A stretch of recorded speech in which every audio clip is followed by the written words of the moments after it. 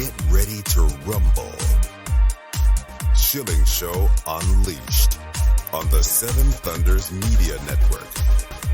Former city councilor, husband, father, and community watchdog. Your host, Rob Schilling.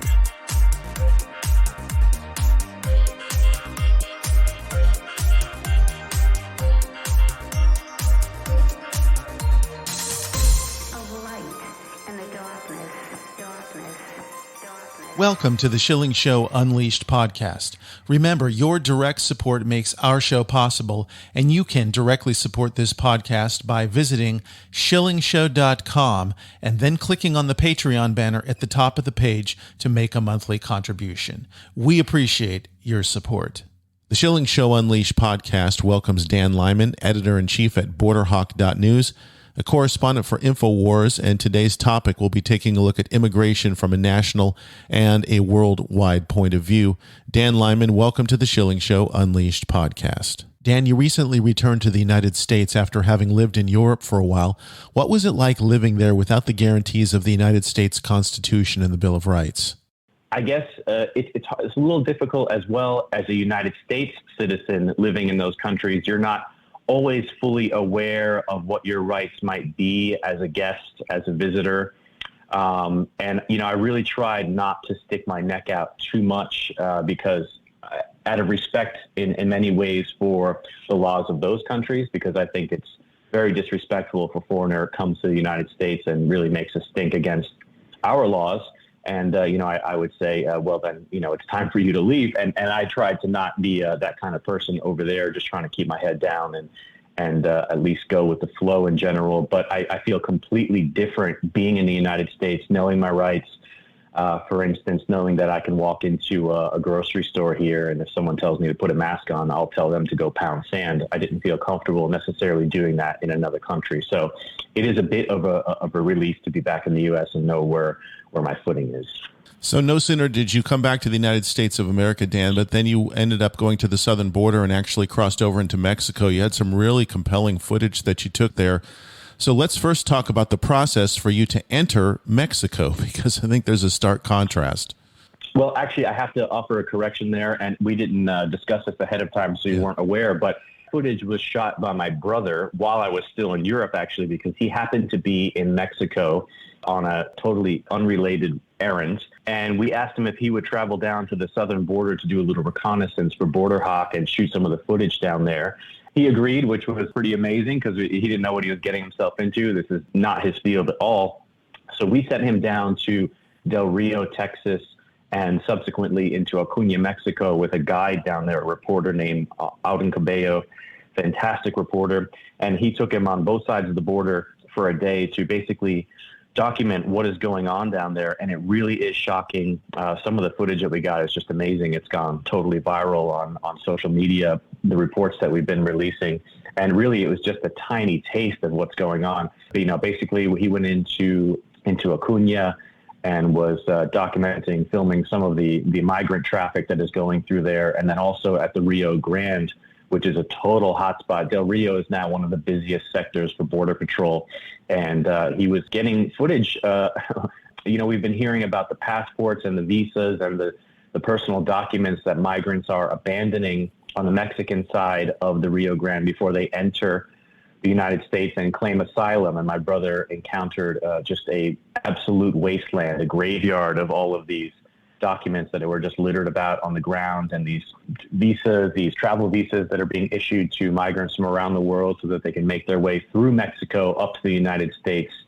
And it really was some eye-opening reporting that he did, and I commend him and for doing that on short notice. I saw these documents, the driver's licenses and other sorts of things, IDs issued by governments, just thrown on the ground.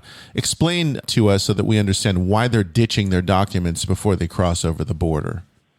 Sure. A lot of these people, I'll give you one example, the thousands of Haitians that came and gathered under the bridge there, the international bridge in Del Rio a few months ago. That was quite an international spectacle. Mm-hmm. A lot of those people, for instance, they were Haitians that had been living in South America. They were given protection in countries like Brazil and Chile. after the earthquake in 2010, devastating, of course, and they were given basically a temporary protected status to live in those countries. So they had been living there for many years, working and living a reasonably decent life, probably better than the one that they were living in Haiti. But when the Biden administration threw open the southern border that had been pretty well sealed off by the Trump administration, many of these people took that as their invitation to the United States and began moving their way northwards. They made their way, of course, up through Central America into Mexico. Now, what's key is if you already have protected status in a third country, technically you can't legally apply for asylum or expect to be approved in another country, such as the United States, if you're already being sheltered in a safe country. Under the international protections, they wouldn't necessarily qualify. Does that mean that the Biden administration would turn them away? Mm-hmm. Probably not in many cases, but at least in terms of the formalities, they had to strip themselves of all proof that they were being protected in another country in order to increase their chances of being granted asylum in the United States. So what you see at the border there is many of these documents that would otherwise indicate that they've been living elsewhere or protected elsewhere. They ditch all those and they show up and surrender to Border Patrol and say that they have no documentation. And many of them, of course, would claim to have come directly from Haiti with no indication that they had been living in another country for many years. And what's interesting is some of the Haitians were deported back to Haiti. Not many, a handful basically. They were flown back to Haiti. And many of them had not lived in Haiti for many years. So for them, it was like being brought to a foreign country. They got the short end of the stick on that deal for sure. But that's one example of why they would ditch their personal documents before entering the U.S. The Schilling Show Unleashed podcast, we're talking with Dan Lyman, editor-in-chief of BorderHawk.news and a correspondent with InfoWars. We'll return in just a moment. Associated Press award-winning journalist, Rob Schilling. BorderHawk.news is a one-stop shop with the latest news about immigration nationalism and globalism. The BorderHawk staff daily curates immigration news stories and, in the fashion of the Drudge Report, updates the site with cutting-edge content and original first-class commentary. BorderHawk.news highlights national and international media reports, tweets, and nuggets buried in local news blurbs, polls, video clips, and policy research. BorderHawk is pro-legal immigration, pro-rule of law, but against an unsecure border as countless Americans have suffered violence at the hands of criminal illegal aliens. And an increasing number of Americans are concerned about how mass migration affects their daily life. BorderHawk.news will remain on the forefront of the immigration issue with a buffet of info to read, evaluate, and share. Bookmark BorderHawk.news. Add them on social media at BorderHawk.news on Twitter.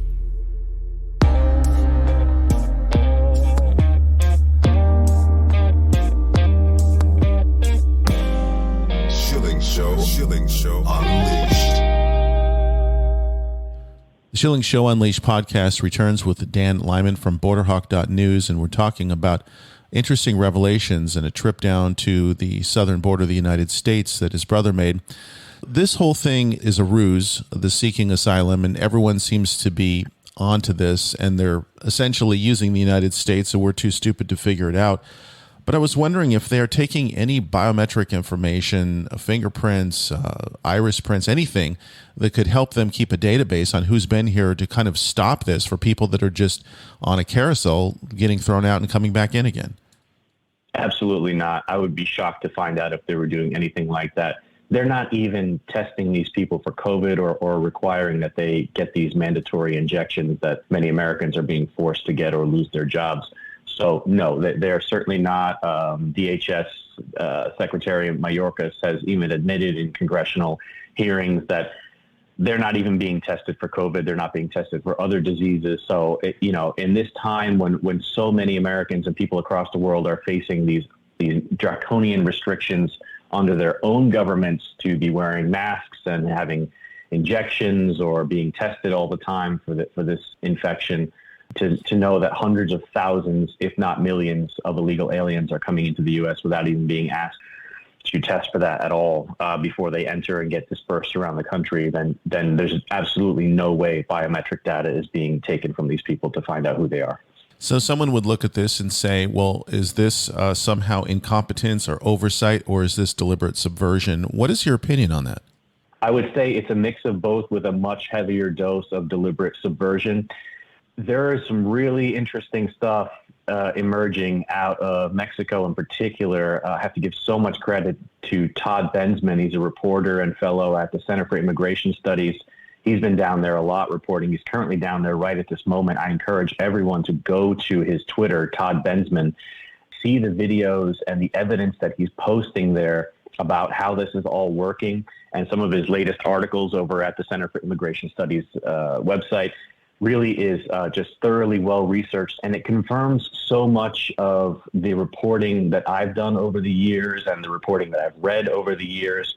And it shows also that the way this is going in the Western Hemisphere, especially in North America, is the same playbook that has been used for years now in Europe. A few years ago, I was, I think, the first English language reporter to bring to light some reports that were coming out of the Balkans, where a lot of migrants who come into Europe, they make their way up through the Balkans, starting in Turkey typically, or landing in Greece and working their way through those countries up towards the European Union. And what was happening was Croatian border police were starting to tell local media that they were discovering that migrants were carrying debit cards that did not have any personal information on them. They were just labeled with UNHCR, which is the United Nations Refugee Agency, logos, and that they were using those debit cards basically to live. And they were conducting in commerce locally, and they were using money on these cards to, of course, buy food or sometimes even lodging or bus tickets. So we looked into that, and it turned out to be definitely true. And a lot of these migrants were certainly carrying these cards. And so we published a report at InfoWars Europe about that. And that report was magnified in other publications. And shortly thereafter, the Hungarian government put in, they demanded to know more about this. They put in a request with the European Union, because the European Union had their logo on these cards as well in many cases.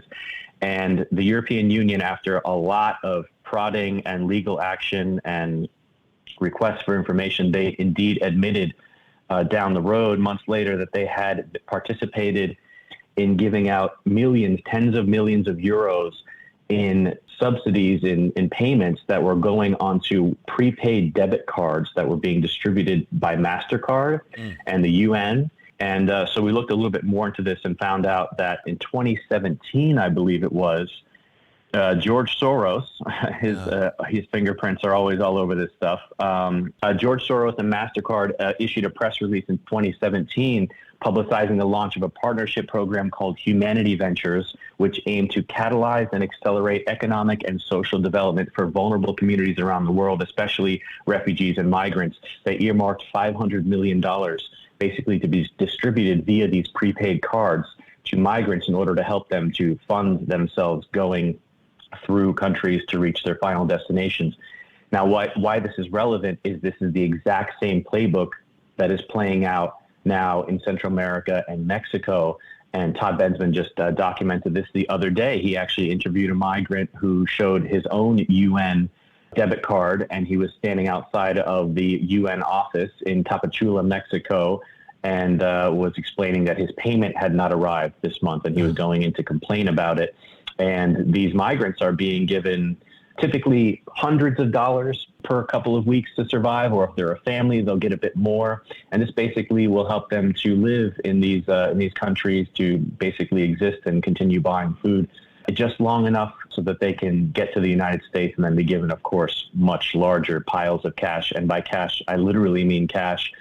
Many times they are being given these envelopes stuffed with hard cash, in addition to more debit cards and other documents that enable them to move around the United States once they reach there. But these cards apparently are just loaded, and they're continuously loaded until they're not needed anymore, sometimes with pretty large amounts of money. Going back real quick to the Hungary situation, after all this played out, Hungary actually arrested a Syrian jihadist at the airport there who had intended on causing some trouble in Budapest. They found him to be in possession of one of these cards. and basically determined that he was getting a monthly payment of around 500 euros loaded onto the debit card, which may not sound like much if you're in Germany, but if you're in the Balkans, it will get you a long way. So this has got to be done for a deliberate reason. This isn't random. What are the reasons that this is being facilitated by the Soros and other foundations that are involved in this? I think it's for the same reasons that Soros does a lot of what he does. He's trying to destabilize the Western world. And the easiest way to do that is just to swamp our countries and our people with people from the third world who suck us dry, who are mostly all on welfare, who overload the system, who bring in unbelievable amounts of crime. And, we've been warning for years in the immigration world about the amount of crime that's being perpetrated by illegals and legal immigrants, asylum seekers, whatever you want to call them in our countries. And anyone who questioned that or why Soros would do that intentionally need only look now at any U.S. city that is run by a Soros, overseen by a Soros-placed district attorney, and the amount of crime that's exploding even from the indigenous population, and realize that the end goal is to turn our countries into crime-ridden filth holes, S-holes, as Trump called some of these countries. That's what they want all of our countries to look like. And your guess is as good as mine why they would want that for the world. But I think these people are totally satanic, and they worship at the altar of ugliness and chaos. There is some pushback from within the United States Congress on the one that's impacting us here, the No Tax Dollars for the United Nations Immigration Invasion Act. Tell us about that. Yeah, I just came across that. I believe it was Rep. Lance Gooden, if I'm not mistaken. But some of the congressmen who are basically figured out that this is an international agenda and that it is being spearheaded by the United Nations, no longer want our tax dollars to go to at least to the IOM, the International Organization on Migration, which is overseen by the UN. They don't want our money going there. I say, of course, we need to cut our funding to the United Nations completely. And I know that former President Trump was advocating that position as well, as we provide something like 22% of the United Nations budget, and they do whatever they want with that money. So money is being sucked out of the taxpayer pockets and handed over to the United Nations, who then hand it over to NGOs or to put it directly into these debit cards in order to fund our own demise. So we're being forced to fund the collapse of our nation. And I'd like to see many more congressmen and senators and governors participate in the call for defunding the United Nations completely. There's been a real change, and I was just looking back because of the passing of Harry Reid, but on some of the things that he and many of his fellow Democrats had to say back in the 90s and maybe even to the early 2000s, well, they were very strong. In fact, he introduced legislation to protect our border, and all of a sudden there was this flip. There's hardly any of them that can be found to say a good word, those who are still alive, about protecting the United States border and our sovereignty. Yeah, absolutely. And, there was a great example of that in the past week or so. Vice President Kamala Harris, she just brought on a new communications director named Jamal Simmons. And somebody dug up a tweet from Jamal Simmons in 2010. There was somebody on television, possibly on MSNBC, where it was an illegal alien. Mm-hmm. And he basically tweeted out and said, why isn't ICE arresting this person if they're in the country illegally? So that was his position in 2010. Now he's a communications director for Kamala Harris, and he's been summoned by the Congressional Hispanic Caucus to atone for his sins of advocating deporting illegals 10 years ago. So, things have really changed in the last decade and certainly in the last 5 years. There have been a number of smuggling incidents, really high profile, at least locally, where they took place. And I'd like to talk about the problem of smuggling overall. Here in Virginia, I think a lot of people are numb to this. They have no idea this is going on and the numbers that it's going on. So what's happening with that? Yeah, these smuggling stories really are incredible, and they get so little press. I keep an eye on these things because it's part of my job, but I can't imagine if you weren't paying attention to what's going on, then you probably would have, really no idea how crazy some of this is. And you have places like Roma, Texas, where they say that they have a crazy car chase nearly daily, which involves human smugglers bringing illegals into the country. We had a story last week, actually, there was a guy who was recruited on WhatsApp, which is growing increasingly common these days. The smugglers and the cartels are recruiting Americans via social media to participate in smuggling for pretty good payouts a lot of the time. So this guy was basically asked to travel somewhere near the border. He was from Houston. He was asked to basically get in the cab of a big rig. You can imagine how big some of these cabs are, stuffed with 28 illegal aliens. He was the driver, and they were all in the cab, mind you, not in the trailer, and drive it to San Antonio, if I'm not mistaken. And the plan was to then disperse these people into other parts of the country. And he was pulled over on the highway by Texas DPS and hauled out of the truck, and they found 28 illegal aliens inside the cab of this truck. Really, mind-boggling stuff. And they took photos of these aliens, many of them quite well dressed, I have to say, which is increasingly the trend. These are not destitute, asylum seekers, people living in mud huts or anything like that. These are people who are fairly well off, and they can dress themselves pretty well. They're economic migrants, of course. And most of them were male, which is often the case. So that was one story. We had another story a couple weeks ago. A small plane that was intended to haul 4 people in total had 6 people aboard, 5 of them illegal aliens. The 6th was presumably the American pilot commissioned in a similar fashion to move illegal aliens from near the border in Texas deeper into the country. The plane took off. It was overloaded, as I mentioned, and actually crashed shortly afterwards before really gaining any altitude. The pilot escaped, and the description was that he had suffered a terrible head injury and lost an eye, but he managed to escape. And the 5 illegal aliens were apprehended at the scene, of course, in bad condition. There's just stories like this every single day that we're coming across. Crazy crashes, chases, incidents in residential neighborhoods with chases ending in them, and then the illegals disperse into the neighborhood, sometimes breaking into the houses. It really is becoming a bit of a war zone down on the southern border, increasingly deeper into the country as well. There must be a lot of money to be made as a human smuggler. Do you have a sense of it? Certainly, there is a lot of money. Of course, the organizers are the ones pulling in the most dough. But going back to the story about the big rig, some of the people in that vehicle said they had paid as much as $16,000 to be smuggled around the U.S. And I'm seeing that the people who are being recruited on social media are taking pretty good payouts, maybe a couple $1,000s in order to participate in moving a group of illegals from point A to point B. So there's definitely money in that regard. Going back to what we discussed earlier about the situation in Acuna, one of the observations that my brother made was that the local economy seemed to be totally dependent on migrants passing through. And this, of course, ties in with the money they're being given, because many of them have run out of cash by the time they reach that part of their journey.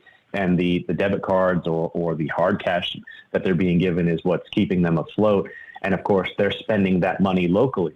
You can imagine it's the same thing as let's say the city of Atlanta, when the World Series is coming through town, they're dependent on tons of people blowing into town and spending money locally at the restaurants or the hotels or the shops.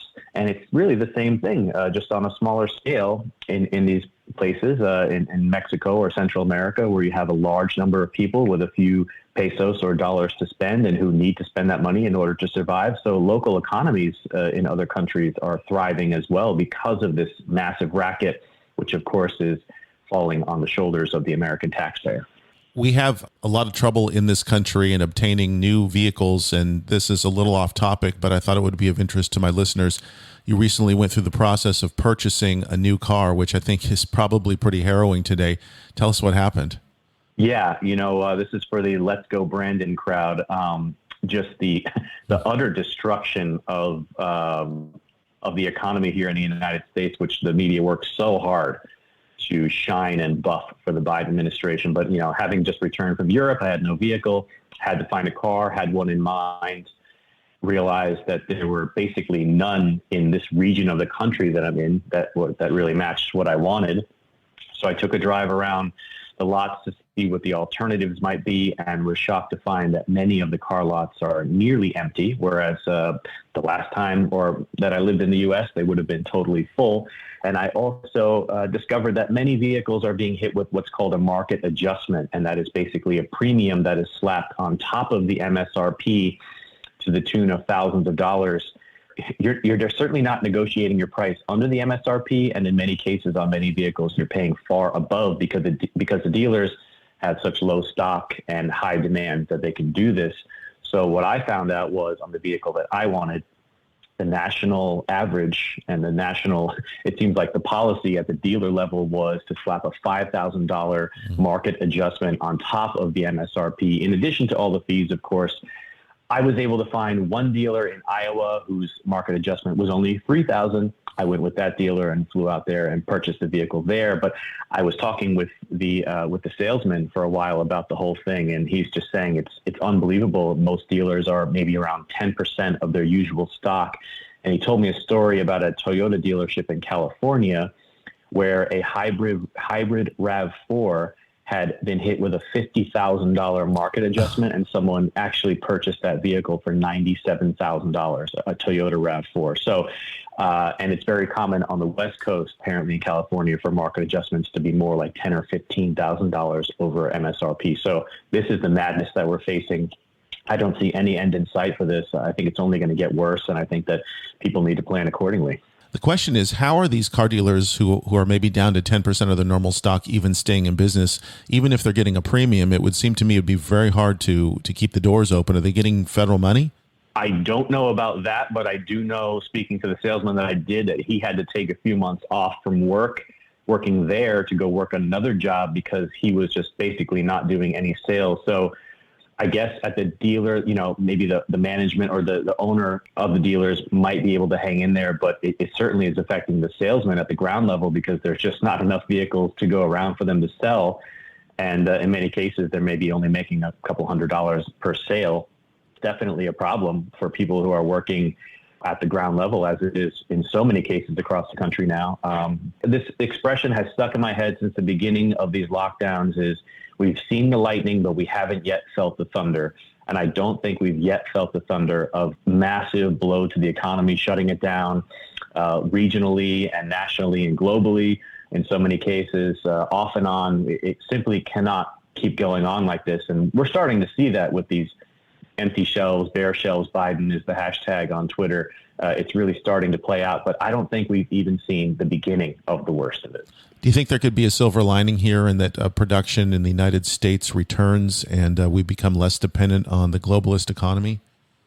I'd like to see that, but I don't think that that's in the planning for the globalists themselves. I think that they much would prefer to see our production outsourced internationally, which is, of course, what they've been working on for decades. I think they're quite happy to see this.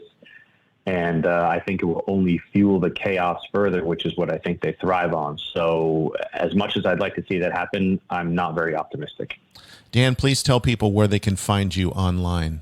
Certainly. My work is at InfoWars, EuropeWars.com, and also BorderHawk.news, working there every day, updating that site with immigration aggregation of news there. And then you can find me on Twitter at Real Dan Lyman, and I'm also on Gab as well, Dan Lyman Verified.